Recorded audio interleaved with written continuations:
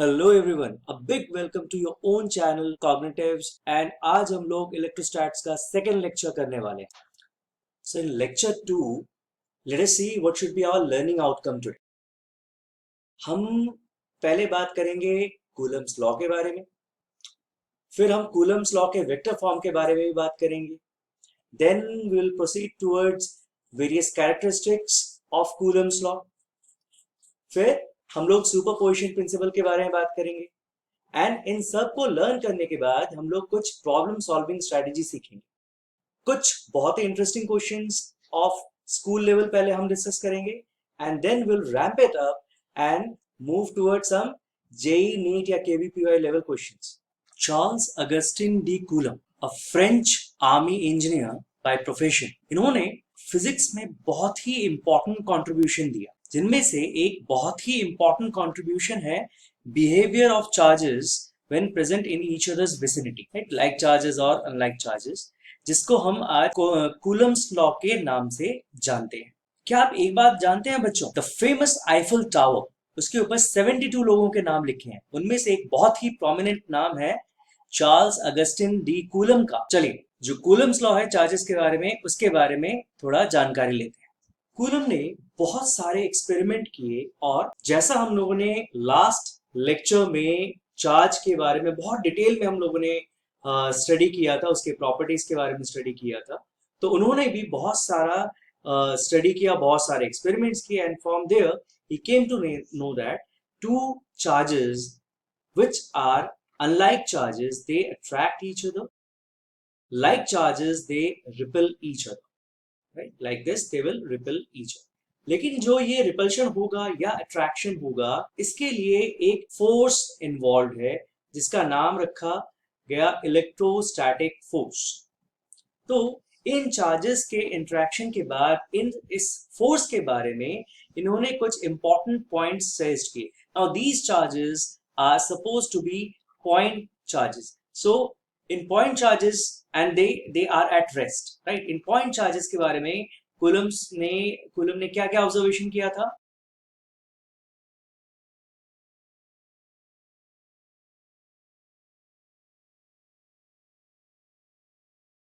पहला ऑब्जर्वेशन था, जो ये इलेक्ट्रोस्टैटिक फोर्स है, चाहे अट्रैक्शन का हो या रिपल्शन का हो, अगर हम एक को Q1 बोलते हैं और दूसरे को Q2 बोलते हैं, तो then this force is found to be directly proportional to the product of the magnitudes of these charges. He also found that if the distance between them from center to center is r, suppose इनके बीच का distance r है, again चाहे attraction हो या repulsion हो, he found that this force is inversely proportional to the square of the distance. Then a very important thing he discovered, अगर ये charges air में है या किसी मीडियम में है, लाइक वाटर में है, ऑयल में है, या और किसी मीडियम में है, then that medium plays a very important role in determining the force between two like or unlike charges. It can be written as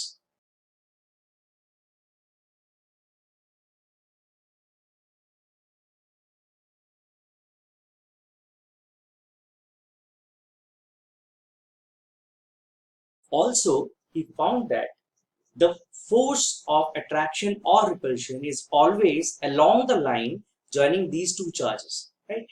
For example, if we try to draw a straight line between 2 points, it will be always a single straight line like this. So this will always be the line along which whether it is attraction or repulsion is acting. ये इस line से अलग कभी हो ही नहीं सकता. So after combining all these observations, if we talk about 2-point charges in vacuum, then we can say that electrostatic force is directly proportional to Q1 into Q2, the charges, upon square of the distance between them. Now if you remove the proportionality, then we'll get F is equal to some constant K Q1 Q2 upon R square. Now in SI unit, after various experimentation, this K was reported as 1 by 4 pi epsilon naught Q1 Q2 by R square. अब ये 1 by 4 pi epsilon naught क्या चीज है? इसमें आपका epsilon naught is called permittivity of free space. Experimentally, value of epsilon naught was found to be 8.854 into 10 to the power minus 12. Now होना चाहिए coulomb square per Newton meter square. Right? Now इसी value को जब हम एक साथ 1 by 4 epsilon naught के साथ हम लोग कैलकुलेट करेंगे, we get it approximately as 9 into 10 to the power 9 Newton meter square per Coulomb square. So अभी ये जो हमने दो चार्जेस की बारे में बात किया, let us say this was in vacuum or air. So this is free space. लेकिन अगर ये फ्री स्पेस नहीं होता, कोई दूसरा मीडियम होता, ऑयल होता, वाटर होता, माइका होता, कुछ भी एक दूसरा मीडियम होता other than the free space, तो यही हमारा कैसे मॉडिफाई हो जाता? Let us say this is some medium, right? और इस मीडियम के एब्सोल्यूट परमिटिविटी को हम लोग ले सकते हैं for the medium, we can take it as this. Therefore अब ये फॉर्मूला कैसे मॉडिफाई हो जाएगा हमारा? Then F is equal to 1 by 4 pi epsilon m q1 q2 by r square. So therefore हमारे पास दो फॉर्मूले आ गए, एक without any medium that is in vacuum and दूसरा आ गया in some sort of medium, right? Now if you take ratio, तो इसको FM कह देते हैं हम, that is force in the medium. So we can say now force in vacuum upon force in medium.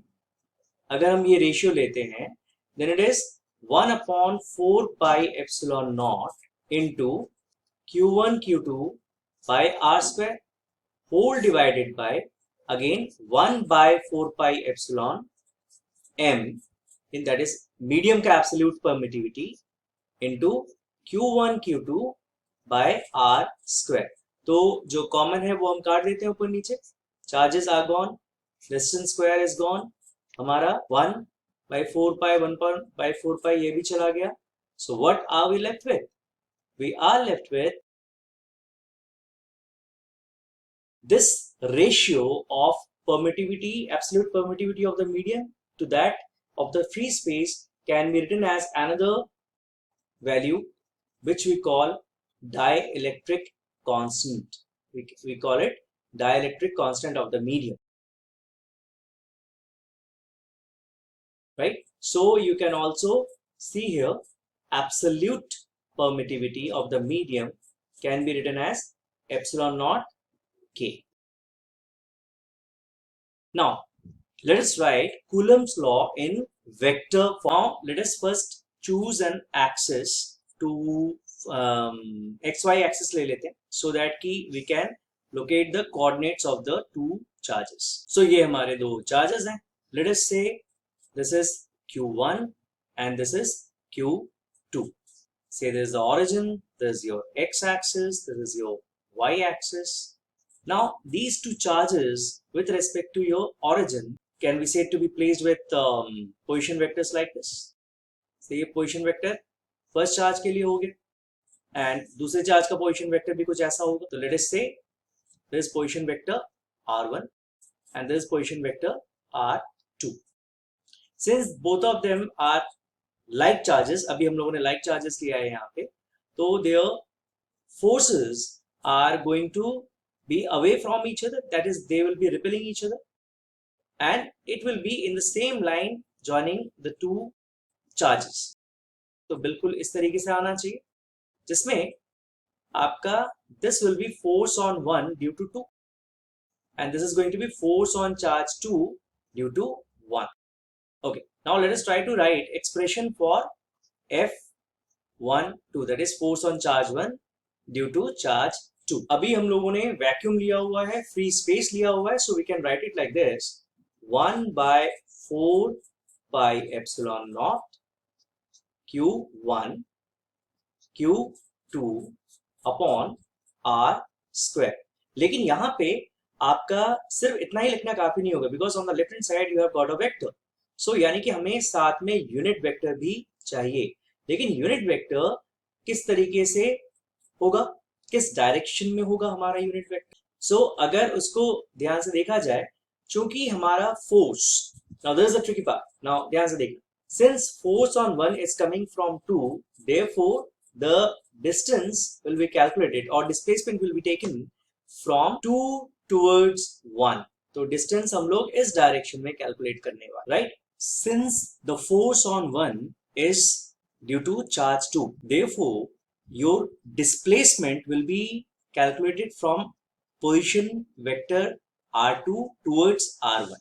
If you go by the vector addition method, then vector r2 plus इसको अभी r ले लेते हैं, right? फिर अपने इसकी value put करेंगे। So r2 plus r is equal to r1, right? तो यहाँ पे हमारे लिए r क्या हो जाएगा? r is going to be your r1 minus r2, right? तो इसको क्या लिखेंगे? This is going to be r21। तो यही चीज हम यहाँ पर भी लिखेंगे, r21। Now what is unit vector? Unit vector is equal to your original vector upon its magnitude। ठीक है, तो यानी कि हमारे पास यहाँ पे R21 भी हम इसी तरीके से लिख सकते हैं यहाँ पे। तो F12 अब पूरी तरीके से हम कैसे लिखेंगे? Vector F12 is equal to 1/4 pi epsilon naught Q1 Q2 upon R square. इसको भी हम लोग क्या लिख सकते हैं? R21 मॉडुलस का स्क्वायर, और यहाँ पे यूनिट वेक्टर की जगह हम लोग क्या लिख सकते हैं? R21 upon again modulus of R, right? इसको कंप्लीट एक्सप्रेशन इसको कैसे बनाएं?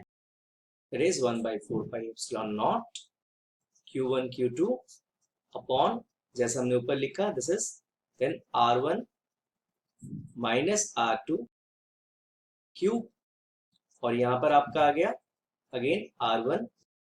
This is the complete expression for F12। अब यहीं पे अगर हम लोग F21 की बात कर रहे हैं, that is force on charge 2 due to charge 1, तो फिर आप यहाँ पे एक्सप्रेशन कहां से कहां तक के लिए आप अपना डिस्प्लेसमेंट लेंगे? It will be from R1 position vector R1 towards position vector R2। यानी अब यहाँ पे आपको उल्टा आना पड़ेगा, यहां से आप इस तरफ को। तो आपके लिए अभी जो R होगा, ये पहले आपका क्या था R यहाँ पे? इट वाज R21, इस वक्त हो जाएगा R12, राइट? तो इसका भी एक्सप्रेशन लिख डालते हैं हम लोग, 1/4 pi epsilon naught Q1 Q2. This time it will be R2 minus R1 cube, and here also you have got R2 minus R, right? So we have got expression for vector F12 and vector F21, right? And you can see that the relation between them is F12 is negative of F21. Now based on अब तक हमने जितना भी scalar point of view से या vector point of view से जितना भी हमने सीखा है, let's quickly talk about some of the characteristics of Coulomb's law or the electrostatic force as obtained by Coulomb's law. Coulomb's law has universal nature, which means it's derived from practical observations, right? आप इसको logically कहीं से या किसी दूसरे concept से derive नहीं कर सकते।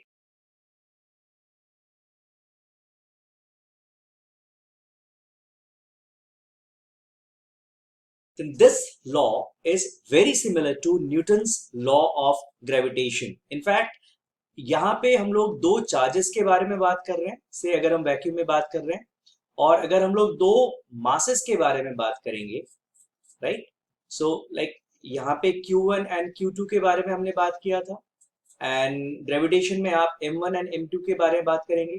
यहाँ पर भी आप डिस्टेंस r लेंगे और यहाँ पर भी हमने डिस्टेंस r लिया हुआ है, तो इसका एक्सप्रेशन जो हमें मिला यो 1/4 pi epsilon naught Q1 Q2 upon r square, और यहाँ पर हमें फोर्स ऑफ ग्रेविटेशन क्या मिलेगा, your gravitational constant G M1 M2 upon r square. So it's very similar to gravitational law. I mean जो एक्सप्रेशन है वो काफी सिमिलर है, राइट, एंड लेकिन यहाँ पे कुछ चीजों का हमें ध्यान रखना पड़ेगा, वो ये है कि न्यूटन्स लॉ ऑफ ग्रेविटेशन जो था दैट इज ओनली अट्रैक्टिव, ये सिर्फ अट्रैक्टिव है, लेकिन इलेक्ट्रोस्टैटिक फोर्स जो है वो अट्रैक्टिव एंड रिपल्सिव दोनों हो सकता है। एंड दिस फोर्स इज, अगर हम इसको इलेक्ट्रोस्टैटिक फोर्स कह रहे हैं और ये ग्रेविटेशनल फोर्स की बात हो रही है,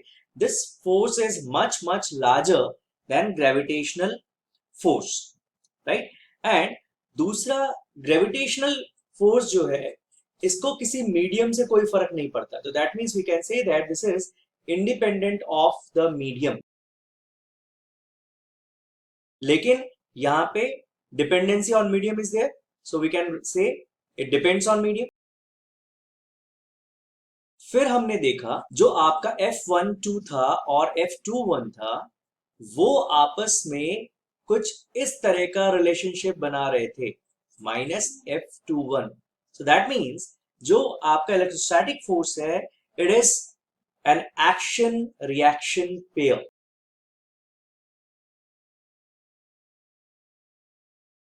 This force is also of conservative nature. इसका मतलब क्या है? Means net work done for a closed path is zero. Now, since electrostatic force या Coulomb's force depends on the medium present between the charges, so therefore अगर मान लीजिए दो charges के बीच में जो भी मीडियम है, राइट, कोई भी बीच में एक मीडियम है और इस मीडियम का dielectric constant is K, right? So in that case the expression changes to F is equal to 1/4 pi epsilon naught times K, Q1 Q2 upon r square. So बाकी पूरा एक्सप्रेशन वही है पहले वाला, हाउएवर डाइलेक्ट्रिक कांस्टेंट K भी अब हमारे इसमें बीच में आ गया, where epsilon naught into K is nothing but absolute permittivity of the medium, right. Also a very important point, Coulomb's force is also a two particle force. Coulomb's force is also a two body interaction force.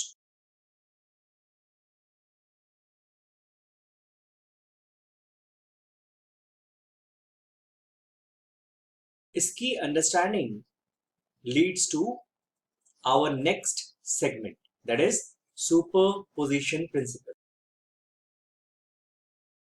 To understand this superposition principle, let us bring few charges at one place, and before that let us have a coordinate system, right? So let's have two charges here. Now this is the origin, so position vectors for these two charges are going to be, say this vector r1, let us mention the charges, say this is charge q1, and इस red charge के ऊपर we are going to find the net force by more than one charge. इसका position vector हम लोग vector r1 ले लेते हैं, and चूंकि हमारा q0 जो है रेफरेंस चार्ज है जिसके ऊपर हम एक से ज्यादा चार्जेस का इन्फ्लुएंस निकालेंगे, so let us say this is, इसका जो पोजीशन वेक्टर है दिस से r0, right. The way we learned earlier, Coulomb's force is going to act on the line joining these two charges, यानी कि ये force Q not पे जो Q1 होगा वो इस डायरेक्शन में होना चाहिए. So we can say that your force on 0 due to 1 is displacement vector है यहाँ पे, that is distance और displacement between Q1 and Q0. अब कहाँ से कहाँ पे आ रहे हैं? आपने फोर्स लगाया है 0 पे 1 से, यानी आप R1 से R0 की तरफ आप जा रहे हैं. So therefore it is going to be R0. अच्छा, अब अगर यहाँ पे एक थर्ड चार्ज और होता, मान लेते हैं ये थर्ड चार्ज जो है हमारा, which we are going to denote by Q2, is also say positive. So that means इनके बीच में जो फोर्स होगा that will be also in the line joining these two, and इसका पोजीशन वेक्टर भी ले लेते हैं यहाँ से, एंड जो फोर्स अप्लाई होगा Q2 से Q0 के ऊपर वो इस डायरेक्शन में होना चाहिए. तो ये आपका हो गया force on 0 due to 2, and charge Q2 का पोजीशन वेक्टर है हमारा R2, एंड इनके बीच का जो डिस्टेंस है या डिस्प्लेसमेंट वेक्टर जो होगा इसके बीच में, now you are going from charge Q2, the force is applied on Q0 from Q2, right? So यानी आप जा रहे हैं from displacement vector R2 towards R0, तो therefore ये क्या होना चाहिए? This is going to be R0, ठीक. अच्छा, अब यहाँ पे Q1 जो Q0 के ऊपर फोर्स लगा रहा है, that is vector F01 and vector F02, they are not influencing each other. So therefore, interaction between Q1 and Q0 is independent of the interaction between Q0 and Q2. So we can say that F0 independent of F0. अच्छा, मान लीजिए अगर यहाँ पे हमारे पास एक और charge होता, say this is the third charge around Q0, and say this is minus Q, negative charge, so it is going to attract Q0 towards it. तो इसका पोजीशन वेक्टर क्या होगा? इसके पोजीशन वेक्टर को हम लोग R3 ले लेते हैं, vector R3, and force on Q0 due to minus Q3 is going to be attractive in nature, and hence it will be directed towards it. तो इसका डायरेक्शन बिल्कुल ऐसे होना चाहिए, towards it, ठीक. This force is F03, that is force on 0 due to 3. Now F03 is independent of F02 and F01, जैसे F01 and F02 आपस में इंडिपेंडेंट थे. So we can see that कोई भी दो चार्ज के बीच में जो फोर्स है वो बाकी किसी भी चार्ज की वजह से इन्फ्लुएंस नहीं होते, they are all independent of each other. So यहाँ पे जेनरिक स्टेटमेंट अगर हम बोलें तो आपका net force on Q0 because of all other charges has simple vector addition among them. So we can say that F0, that is the total force on charge 0, is equal to vector sum of all other forces by all other charges. So F01 plus F02 plus F0, right? So this is the basis of superposition principle. So you are doing superposition of all the forces together at one particular point. So अगर यही बात हम for n charges कहते,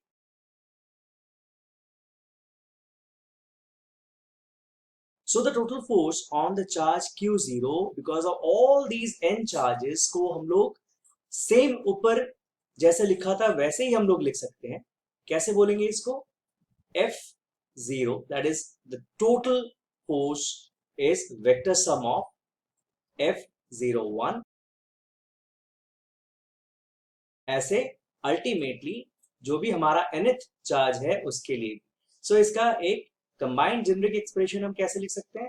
summation F0i, where I is from 1 to n. So this is your net vector addition of superposition principle. अब यहाँ पे जो हमारा नॉर्मल तरीका होता है वेक्टर एडिशन को सॉल्व करने का, वो यहाँ पे अप्लाई कर सकते हैं। आइए फिर जितना भी हमने अब तक डिस्कस किया है, जितना भी हमने अब तक सीखा है, let's try to apply all that understanding in our next segment. We have to find Coulomb's force between two protons such that they are placed 1 meter apart in air. Now they are asking how will this force change if the protons are placed in water with dielectric constant of 8T.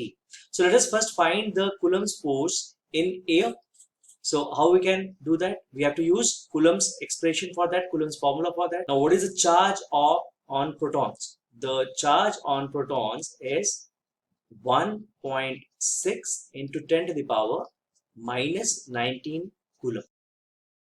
Force in air is 4 pi epsilon naught, that is permittivity of free space, into Q1 into Q2, which is actually proton p square upon the distance between them, which is given to be 1 meter.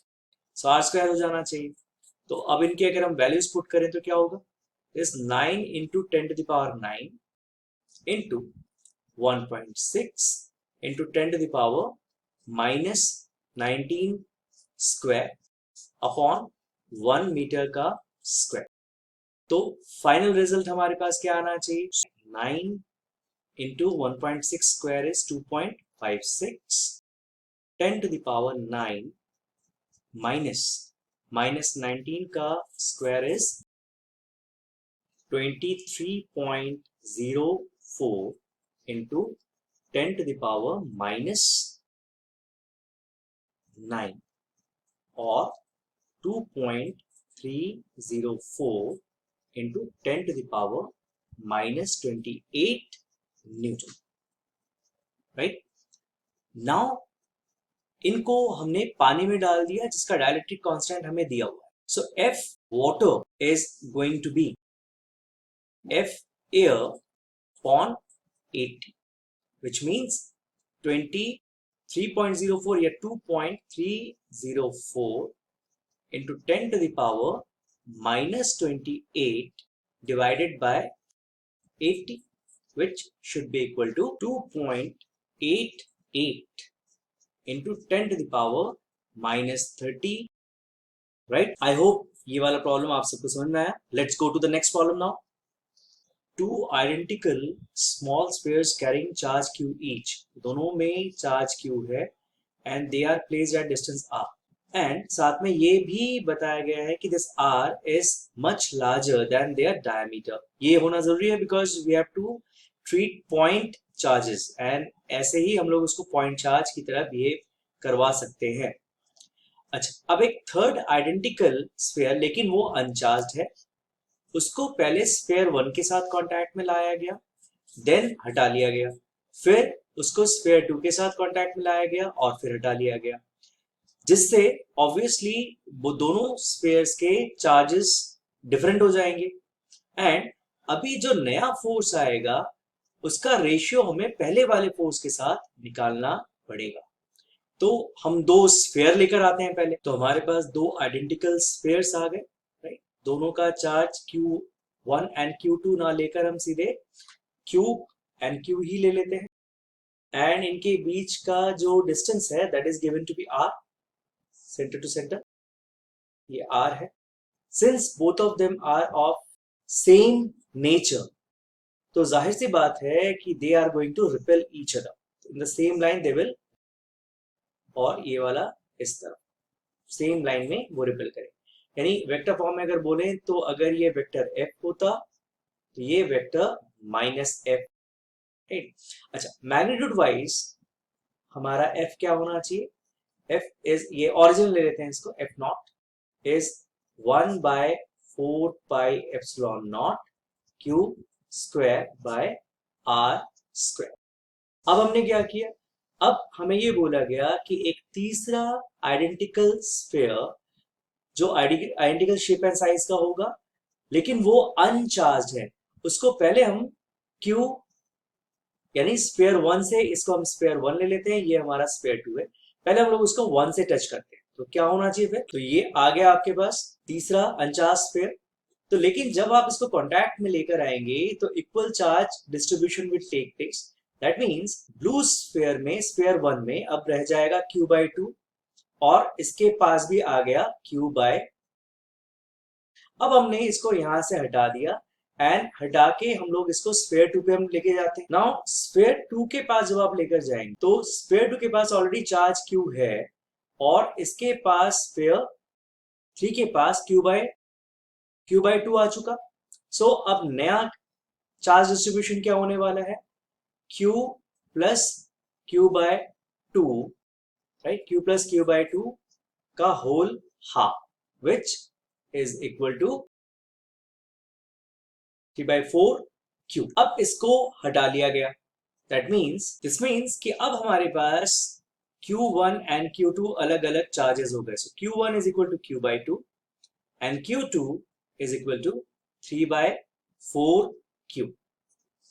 तो हमारा नया force, new force is going to be 1/4 pi epsilon naught Q/2 into 3Q/4 divided by R square, or it is going to be 1/4 pi epsilon naught Q square by R square into 3/8। सो ये equation 1 हो गया, ये equation 2 हो गया, right? अब हमें बोला गया है कि आपको न्यू फोर्स का पहले वाले फोर्स के साथ रेशियो निकालना है। That means F upon F naught अगर हम लोग करते हैं, so we have got 3/8 times 1/4 pi epsilon naught Q square by R square, this divided by again 1/4 pi epsilon naught Q square by R square। So हमें क्या दिखा? This and this is cancelled out, which means our final answer comes out to be 3/8। So that is our final answer. That is F is to F naught is equal to 3 ratio। Next question देखते हैं। Now you have been given two charges of magnitude Q and 4Q. They are kept at a distance x apart. Now we are bringing a third charge Q such that the whole system is under equilibrium, right?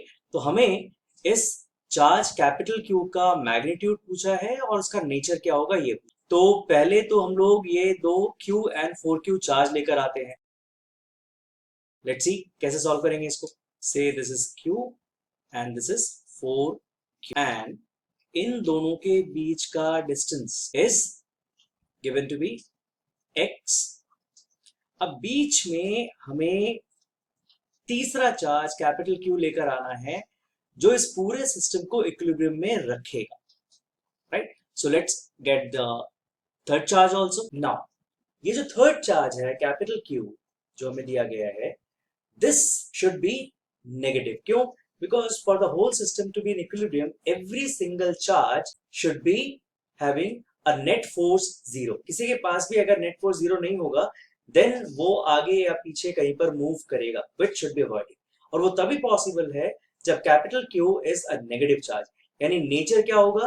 Nature will be, अगर आपका Q and 4Q positive है तो then Q is going to be negative, right? Now let us say कि Q, small q and capital Q के बीच का distance is L। तो दूसरा डिस्टेंस क्या होना चाहिए? X minus L, right? Now since दोनों तरफ फोर्स बराबर जाना चाहिए, that means कि अगर नेगेटिव है तो we can say that कि capital Q is attracted towards 4Q and it is also attracted towards minus Q। तो ये दोनों फोर्स आपके बराबर होने चाहिए। सो इन तीनों चार्जेस को अगर हम लोग नंबरिंग कर देते हैं 1, 2 and 3 के हिसाब से, तो यहाँ पर हमें ये दिख रहा है कि magnitude wise F12 is equal to F23, which means 1/4 pi epsilon naught QQ by L square is equal to 1 by 4 pi epsilon naught q times 4q upon x minus l whole square. तो similar values को फटाफट strike off कर देते हैं. These two are gone, right? This and these two are also gone. तो हमारे पास क्या बचा फिर? We are left with 1 by L square is equal to 4 by x minus L का whole square, right? So doing the square root on both the sides and cross multiplying, we are left with x minus L square is equal to 4L square, or simply x minus L is equal to 2L, which means x3 is equal to L, right? So this is 1/3 of the overall value. ठीक है, तो इससे हमें distance तो मिल गया जहां पे Q, capital Q या सेकेंड चार्ज का पोजीशन होना चाहिए. Now let us try to find out what is the magnitude of capital Q. उसके लिए चूंकि हमारा net force on each of the charges is 0, तो हम ये वाला रिलेशन हम लोग यूज कर सकते. Net force on any of the charge should be 0 for equilibrium, right? तो net force on charge Q also should be 0. So that means हम लोग ये कह सकते हैं यहाँ पे 1 by 4 pi epsilon naught q x by 3 square is equal to again 1 by 4 pi epsilon naught q times 4q upon x square. तो जो कॉमन जाएगा यहाँ से भी हम स्ट्राइक ऑफ कर देते हैं. these two are gone और एक q चला गया हमारा, राइट? इवन x स्क्वायर भी दोनों तरफ से स्ट्राइक ऑफ हो जाएगा. So what are we left with? We are left with 9q is equal to 4q, or simply q magnitude wise is equal to 4 by 9. Finally, therefore nature of charge और magnitude को एक साथ हम लिखें तो q की value कितनी आनी चाहिए? -4 by 9 q. This is our final answer. Next question देखते हैं. In this question, we have been given two identical small charge spheres. दोनों का मास m है, right? And they are in equilibrium, जैसा कि हमें डायग्राम में दिख रहा है. The length of each string is L. Length, so वो हमें दिया हुआ है डायग्राम में. An angle made by any string with the vertical is theta. Find the magnitude of charge on each sphere, right? So basically हमें Q निकालने के लिए यहाँ पर बोला गया है. अब अगर ध्यान से देखें तो इसके किसी भी स्फीयर के ऊपर 3 फोर्सेस काम कर रहे हैं. एक, अगर हमने लेफ्ट वाला स्फीयर ले लिया तो इलेक्ट्रोस्टैटिक फोर्स ऑफ रिपल्शन होगा, दोनों का सेम. इसका खुद का वेट होगा नीचे की तरफ, एंड अलोंग द स्ट्रिंग जो इसमें टेंशन है, right? So basically this horizontally electrostatic force of repulsion है यहाँ पे, नीचे वेट है mg एंड ऊपर टेंशन फोर्स T है. अब अगर हम इसको रिजॉल्व करें तो सिंस ये थीटा में है तो इससे दो हमें रेजोल्यूशन में दो वैल्यूज निकलेंगी, एक टुवर्ड्स राइट एंड दूसरा वर्टिकली अप. और ये वैल्यूज हमारे क्या होने वाले हैं?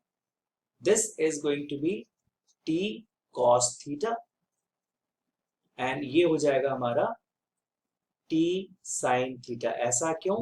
क्योंकि अगर ऊपर वाला थीटा है तो ऑल्टरनेट इंटीरियर एंगल ये भी हमारा थीटा होगा, और थीटा के साथ जो कंपोनेंट होता है वो कोसाइन होगा, दूसरा वाला साइन हो जाएगा, राइट?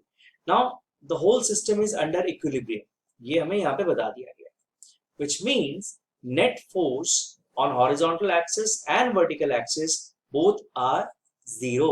तो यहाँ पर हम लोग क्या लिख सकते हैं सोल्यूशन में? net force on x axis कितना है? F E minus t sin theta is 0, which means Fe is equal to t sin theta. This is equation 1. Similarly, net force on y-axis कैसे काउंट होगा? t cos theta, अगर ऊपर वाला y-axis हमने positive लिया है, minus mg is equal to 0 और mg is equal to simply t cos theta. ये second equation. Now if you divide 1 by 2 तो क्या आएगा हमारे पास? F E by mg is equal to tan theta और F कितना है? F है 1 by 4 pi epsilon naught. चूंकि चार्ज सेम है तो इसलिए Q स्क्वायर और इन दोनों के बीच के डिस्टेंस को हमें R बताया गया है, is equal to mg tan, right. अच्छा, R यहाँ पे निकालने के लिए अगर देखेंगे जो आधा पोर्शन है वो इस ट्रायंगल का बेस है. सो ये आधा पोर्शन हमारे लिए क्या हो जाएगा? L sin theta, right. क्यों? क्योंकि L दिया हुआ है जो कि हाइपोटेन्यूज है. ये नीचे हमारे पास बेस थीटा यहाँ पे है तो ये थीटा के हिसाब से ये परपेंडिकुलर है. So therefore sin theta is equal to ये आधा वाला पोर्शन अपॉन L है. तो ये हमारे पास आ गया L sin थीटा. तो R हमारा क्या हो जाएगा? R is going to be 2L sin theta. यहाँ पे R स्क्वायर होगा तो ultimately Q square is equal to कितना आ गया? 4 pi epsilon naught R square M G tan theta, या फिर 4 पाई एप्सिलॉन नॉट. R की जगह हम लोग क्या लिखे हैं यहाँ पे? 2L sin थीटा का square mg tan theta, right? So that means what is Q? Finally Q is equal to under root of 4 ये 16 हो गया, 16 pi epsilon naught L square mg sin square theta into tan. So this is the final answer of charge on either sphere. अब next देखते हैं. In this question we have been given two identical balls जिनकी density हमें बताया गया है and they are suspended from a common point by two insulating strings equal in length. Both balls have equal mass and charge. So that means they are going to repel, and just like the last question they will be a little away from each other. At equilibrium they are making an angle theta with the vertical. So both the balls will be making an angle theta with the vertical. अब इस पूरे system को एक liquid of density rho में dip कर दिया, लेकिन इसके बावजूद जो हमारा angle not Q theta is not changing, right. तो वो चेंज नहीं हुआ. अब कहा है कि find the dielectric constant of the liquid. तो अगर लिक्विड का हम लोग डाइलेक्ट्रिक कांस्टेंट के मान लेते हैं तो ये हमसे पूछा गया है कि के की वैल्यू कितनी है. लेट अस सी. पहले हम लोग इसका फ्री बॉडी डायग्राम बना लेते हैं. So what we have is, right, अब इसको हम लोग एयर में ले लेते हैं और ये हमारा लिक्विड में हो गया ऑफ डेंसिटी सिग्मा. हमें डेंसिटी ऑफ दीज स्फीयर्स भी दिया गया है, इनका डेंसिटी रो है. अच्छा, this angle is given to be theta. अब इस पे किसी भी एक पर्टिकुलर स्फीयर को ले लेते हैं, उस पे हम देखते हैं कौन कौन से फोर्स एक्ट कर रहे हैं. तो लेफ्ट स्फीयर को लिया तो इसका खुद का वेट है नीचे की तरफ, horizontal force, electrostatic force of repulsion होगा यहाँ पे, एंड टेंशन साथ में इस डायरेक्शन. लिक्विड में अगर बात करें तो अगेन फिर से वही वेट नीचे की तरफ, इलेक्ट्रोस्टैटिक फोर्स और रिपल्शन भी होगा, टेंशन इस डायरेक्शन में होगा. एंड लेकिन अब यहाँ पे एक और फोर्स आ जाएगा नया इस केस में, जो कि हमारा बाइंड फोर्स. तो हम सारे फोर्सेस को मेंशन कर लेते हैं. यहाँ पे वेट mg नीचे की तरफ, ये इलेक्ट्रोस्टैटिक फोर्स ऑफ रिपल्शन है, ये हमारा टेंशन T है. इसी तरीके से यहाँ पर भी इलेक्ट्रोस्टैटिक फोर्स ऑफ रिपल्शन, पर इसको ये डिफरेंट होने वाला है, उससे इसको एफ डैश ले लेते हैं, यहाँ पर एम डैश जी होगा, ये बाइंड फोर्स यू ले लेते हैं, एंड ये हमारा टेंशन टी है, यहाँ पर एंगल, अगर ऊपर का एंगल थीटा है तो नीचे भी एंगल थीटा होगा, right. And m dash g is nothing but your original weight mg minus bind force u, right, जिसको हम अपथ्रस्ट भी बोल सकते हैं। सो यहाँ पे ये वाला एंगल भी थीटा है, राइट। तो यानी कि अगर हम अब यहाँ पे लैमिस थ्योरम अप्लाई करें तो हम लोग यहाँ पर ये लिख सकते हैं F E bye vertical line जो है वो 180 डिग्री होगा, जिसमें से थीटा कम है, so we can say that F E by sine pi minus theta is equal to M G upon 90 plus theta होगा, यानी एंगल है 90 plus sine 90 plus theta, that is pi by 2 plus theta. ये हमारे पास एक equation है। दूसरा equation हमारे पास क्या है, या इसको थोड़ा सिंप्लीफाई कर लेते हैं, is going to be your F E upon sine theta equals to M G upon cos, right.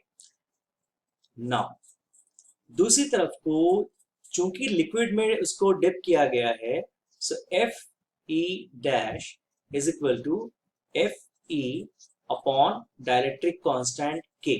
सो अगर हम सेकेंड कंडीशन में इन लिक्विड अगर हम लोग फिर से लैमिस थ्योरम लगाते हैं तो यहाँ ये इक्वेशन, ये पूरा रिलेशन इक्वेशन 1 मान लेते हैं। दूसरी तरफ को जो हमें मिलने वाला है वो है आपका same angle theta has not change, so F E dash upon same sine pi minus theta which is nothing but sine theta is equal to, यहाँ पर क्या होगा, M G minus U, that is a net force, ऊपर का angle फिर से वही होगा आपका 90 plus theta which is nothing but cos, so this is 2. Now if you divide 1 by 2, now let us divide 2 by 1. So what do we get? We get fe dash by sin theta upon fe by sin theta. और right hand side में क्या मिलेगा हमें, mg minus u upon cos theta is equal to mg upon cos थीटा। जो similar values हैं उनको पहले स्ट्राइक ऑफ कर देते हैं, so all the angles are gone, right. And ऊपर से F E dash is equal to F E by K, ये वाली वैल्यू भी हम लोग यहाँ पे सब्स्टिट्यूट कर देते हैं, दैट मीन्स हमें क्या मिलेगा, हमें मिलने वाला है F E by K upon F E is equal to M G minus U upon M G. Since हमें अभी डेंसिटी भी इन्वॉल्व करना है एंड जो स्फीयर है उसका अगर वॉल्यूम हम लोग v मान लेते हैं तो यही चीज हमारा मॉडिफाई होकर किस तरीके से आ जाएगा। अगेन यहाँ पे जो हमारा Fe है इसको हम स्ट्राइक ऑफ कर सकते हैं, सो हमें क्या मिलेगा, 1 by k is equal to, mass की जगह let us write v rho g, and दूसरी तरफ हो जाएगा v sigma into g, that is your upthrust value upon फिर से v रो। सो अगेन अगर हम लोग सिमिलर वैल्यूज को स्ट्राइक ऑफ कर दें तो वॉल्यूम कॉमन है वो हमारा चला जाना चाहिए, g कॉमन है वो भी हमारा चला जाना चाहिए, राइट। सो फाइनली रेसिप्रोकल करने पे dielectric constant comes out to be rho upon rho minus sigma. So this is our final answer. 4 equal charges of magnitude q, right? हमें 4 equal charges of magnitude q दिया गया है which are placed on 4 corners of a square of side A. तो किसी भी एक charge पे हमें नेट फोर्स निकालना है, that means direct application of superposition principle. Let us see how to approach such problems. पहले इसका हम लोग फ्री बॉडी डायग्राम बना लेते हैं। ये हमारे पास एक स्क्वायर हो गया जिसपे 4 चार्जेस हैं Let us call them charges at A, B, C and D. Let us find the net force on say charge C. Okay. तो अब चूंकि सब सेम मैग्नीट्यूड के हैं, सेम नेचर के हैं, तो all of them are going to repel each other. किस तरीके से फोर्स काम करेगा? So force of B on C is going to be in this direction, that of D on C will be in upward direction. हाँ, A का सी में across the diagonal काम करेगा, that means in is this direction. So let us call it F1, say this is F2 and say this is F. और हमें क्या दिया गया है? All the sides are of length A being a square. Obviously ये diagonal is going to be root 2A. Now what we see, and all the charges are of magnitude Q. So what we see, magnitude wise, F1 should be equal to F2. Why? Because दोनों के charges भी same है और distance भी same है, जो कि किसके बराबर होगा? 1 by 4 pi epsilon naught Q square by A square. However, their directions are different. So net force should be, since they are equal, net force should be along F3 only. Right? ऐसा क्यों होना चाहिए? देख लेते हैं. हमारे पास net resultant निकालने का फॉर्मूला क्या होता है? F1 and 2 का रिजल्टेंट अगर हम लोग F12 से रिप्रेजेंट करते हैं, then this is equal to, this is the magnitude, right? तभी हमने इस पे एरो नहीं लगाया. Is equal to then under root of F1 square plus F2 square plus 2F1 F2. अब इनके बीच में जो एंगल है that is cos 90 which is 0 and F1 is equal to F2. So basically you have got the final answer as root 2 say F. So this is going to be your magnitude. ठीक. Also direction क्या होना चाहिए? Direction exactly on F3 ही होना चाहिए. ऐसा क्यों?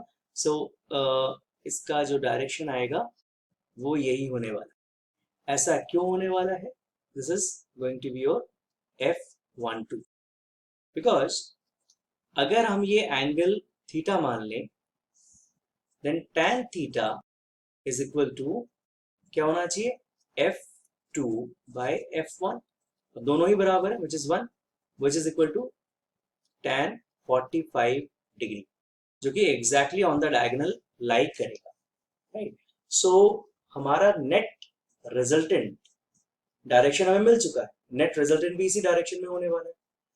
So finally F resultant is going to be magnitude wise F3 plus F12. इनके values हम लोग यूज कर लेते हैं. अभी तक हमने F1 का वैल्यू लिखा नहीं, but now we can write. ये हमारे पास मैग्नीट्यूड है. So F3 is 1 by 4 pi epsilon naught again Q square, लेकिन divided by it is going to be root 2A का square plus 1 by 4 pi epsilon naught Q square by A square, जो हमने पहले निकाला है. So if you take the common terms out, 1 by 4 pi epsilon naught को हम लोग small k से रिप्रेजेंट कर देते हैं. सो k Q square by A square can be taken common, and what we are left with 1 plus root 2 ka square, that is half, 1 plus half, which is 3 by 2, or simply this is equal to 3 by 2 of again say F. So this is the final force on either of these four charges, right? It was application of superposition principle. These are some of the examples that we have tried. In next video, I'll specifically bring some typical your JEE and NEET level questions which will be of higher order, but it will be very easy for you all to understand once you go through this lecture. So see you all in our next video. A big thanks for watching this. Hope you liked it. Please keep sharing, liking and following the content. Big support from you guys will always keep us motivated. Thank you.